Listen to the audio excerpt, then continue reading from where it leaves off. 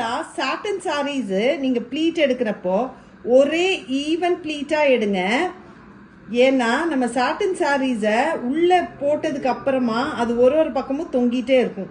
So satin சாரீஸ்க்கு pleat எடுத்த உடனே இந்த பக்கத்துக்கு ஒரு சேஃப்டி பின்னும், அதே மாதிரி இதை நீட்டாக பண்ணிட்டு 2 சேஃப்டி பின்னை போட்டுட்டு அதுக்கப்புறமா நீங்கள் இந்த ப்ளீட்டை இப்படி வச்சிட்டிங்கன்னா அது மேலையும் கீழையும் ஸ்லிப் ஆகாமல் அப்படியே ஒரே லெவல்லையே இருக்கும். ட்ரை பண்ணி பாருங்க. யூஸ்வலாக சாட்டன் சாரீஸு நீங்கள் ப்ளீட் எடுக்கிறப்போ ஒரே ஈவன் ப்ளீட்டாக எடுங்க.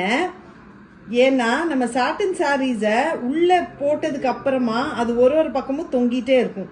ஸோ சாட்டன் சாரீஸ்க்கு ப்ளீட் எடுத்த உடனே இந்த பக்கத்துக்கு ஒரு சேஃப்டி பின்னும், அதே மாதிரி இதை நீட்டாக பண்ணிட்டு 2 சேஃப்டி பின்னை போட்டுட்டு அதுக்கப்புறமா நீங்கள் இந்த ப்ளீட்டை இப்படி வச்சிட்டிங்கன்னா அது மேலையும் கீழையும்